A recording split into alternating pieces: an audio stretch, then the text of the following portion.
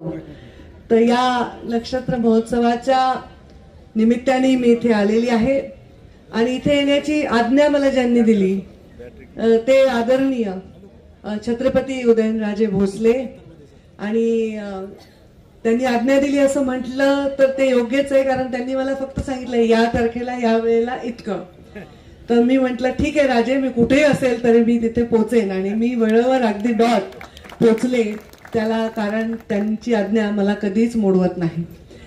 मंचावर विराजमान आदरणीय दमयंती राजे भोसले राणी साहेब, मला त्यांना राणी साहेब म्हणायला खूप कौतुक वाटतं आणि त्यांनी खरंच राणीसारखं काम केलेलं आहे. नक्षत्र नावाच्या या छोट्याशा बीजारोपण ज्याचं झालं त्याला 18 वर्षाचा सज्ञान बालक करण्याचं काम त्यांनी केलेलं आहे आणि इतकं सुंदर निस्पृह आणि निर्मळ मनाने त्या भाषण करत होत्या.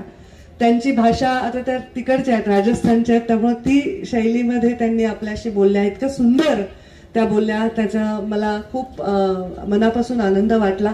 आमची फार जुनी मैत्री, आमची मुलं बरोबरची, आम्ही खूप भेटायचो पुण्यामध्ये असताना, पण बाबांच्या जाण्यानंतर राजकारणाच्या धकाधकीत मी बरेच वर्षाचा संपर्क तुटला. पण आज जेव्हा आम्ही भेटलो तर असं वाटलंच नाही की 1 दशक मध्ये निघून गेलं.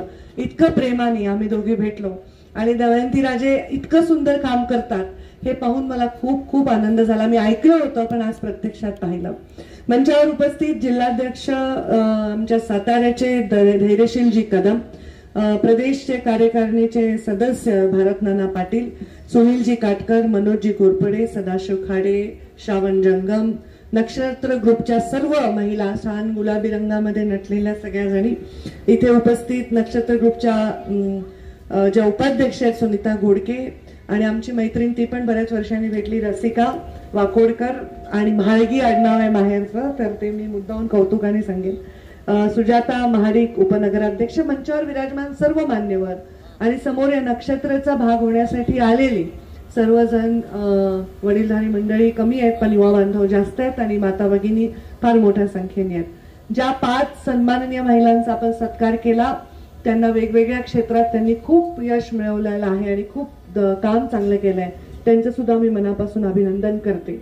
आज या नक्षत्र महोत्सवाचं उद्घाटन झालं असं या निमित्ताने जाहीर करते आणि खूप शुभेच्छा देते या महोत्सवाला, कारण हे जे महोत्सव आहे फार महत्वाचे आहेत. ग्रामीण भागातल्या महिलांना अर्थार्जन करण्याचं कुठलंही साधन नसतं, तेव्हा बचत गटाची चळवळ सुरू झाली आणि बचत गटाच्या माध्यमातून गावामधल्या 10-5 महिला एकत्र येऊन आपली बचत ही कारणे लावत गेल्या आणि ही कारणे लावलेली बचत सरकारी मदत असेल किंवा नक्षत्र सारख्या एखाद्या ग्रुपची मदत असेल, त्याच्या माध्यमातून त्यांनी जी केलेली मेहनत आहे, जे श्रम त्यांनी उचललेलं आहे, त्याला हे मंच या माध्यमातून मिळतो. मंत्री असताना महालक्ष्मी सरसच्या माध्यमातून फार मोठं आम्ही बचत गटाचं एक्झिबिशन ठेवायचो मुंबईमध्ये. स्वतः 8 दिवस जातीने मी त्याच्यामध्ये भाग घ्यायचे आणि देशभरातील कलागुणांना वाव देणारं असं हे बचत गटाचं संमेलन असतं.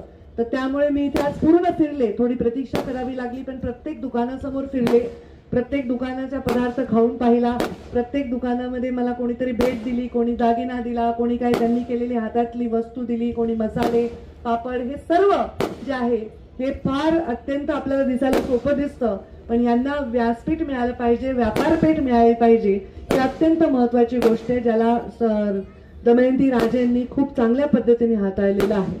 त्यांनी आठवण सांगितली मुंडे साहेबांची आणि त्या म्हणाल्या मी भरभरून मुंडे साहेबांविषयी बोलले, तुझ्याविषयी बोललेच नाही. मी म्हटलं बाबांविषयी बोलले हेच माझ्यासाठी किती मोठी गोष्ट आहे, कारण शेवटी आज ते नसताना त्यांच्या आठवणीच ह्या मला ऊर्जा देतात.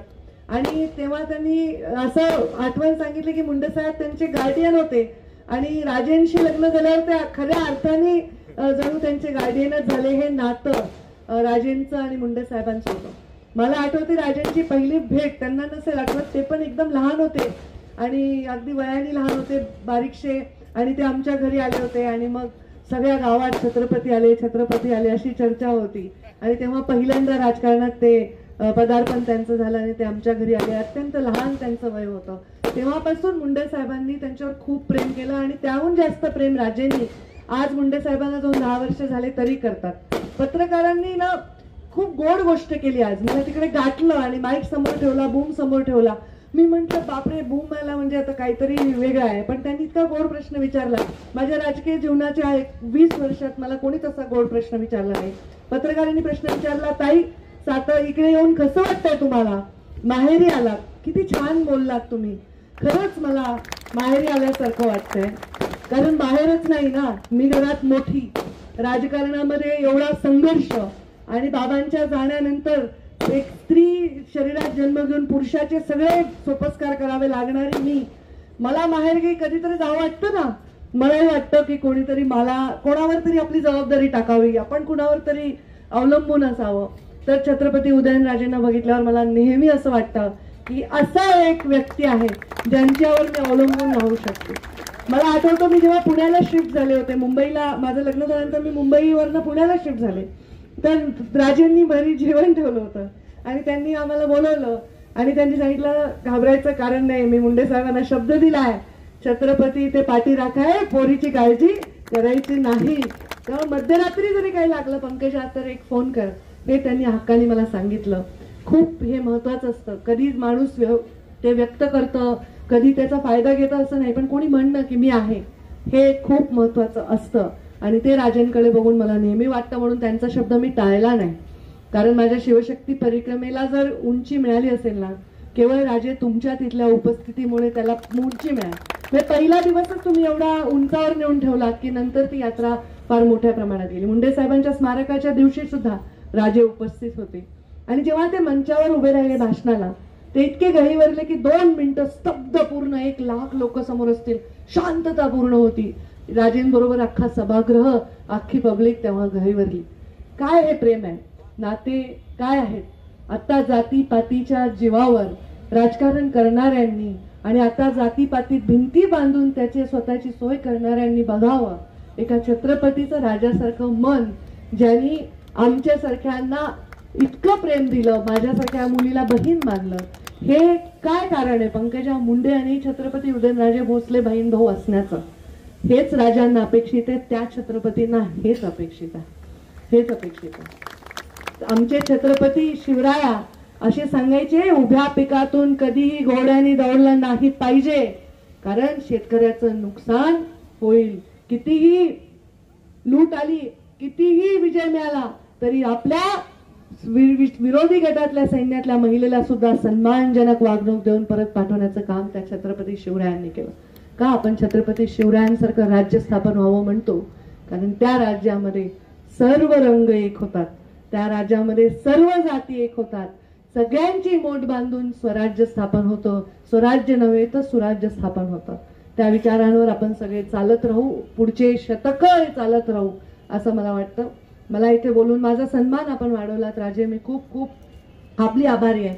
आणि माझ्या राणी साहेबांनी पण खूप सन्मान वाढवला. मला त्यांना राणी साहेब म्हणायला खूप आवडतंय आणि त्यांनी खूप सन्मान वाढवला, भरभरून बोलले. आज राजकारणामध्ये काम करत असताना राजेंनी एक इमेज बनवलेली आहे, सच्चा माणूस जे आहे ते आहे, त्यांनी काही केलं ती स्टाईल आहे. ते जेव्हा परळी आले म्हणजे राजे एकदा कॉलर उडवून दाखवा ना, असं मी तर त्यांना म्हणतो दबंग आहे आमचे राजे, दबंग एकदम मनाचा मोकळा, सच्चा, ढाकळा आणि राजा माणूस असे आमचे राजे. आणि त्यामुळे असा राजा भाऊ असल्यावर मला काय काळजी आहे, मला कशाची चिंता आहे, मला कशाची चिंता नाही. नाते संबंध प्रेम हे राजकारणाच्या पलीकडे आहे, त्याही पेक्षा महत्वाचं आहे. हे माझ्या बाबांनी मला शिकवलेलं आहे. आणि म्हणून आज त्यांच्या या कार्यक्रमाला येताना मला एक वेगळीच हुरहुर होती, वेगळीच आनंद होता. आणि दोघांच्या मध्ये बसले मी. बघा, तुम्ही सांगितलं मला दमयंती राजे म्हणत होते, मला असं वाटतं माझी नणंदच आहे तुम्हाला बघितल्यावर, तर मी दोघांच्या मध्ये हक्काने बसले. म्हटलं मी नणंद आहे तर दोघांच्या मध्ये बसून लाड करून घेतो दोघांच्या.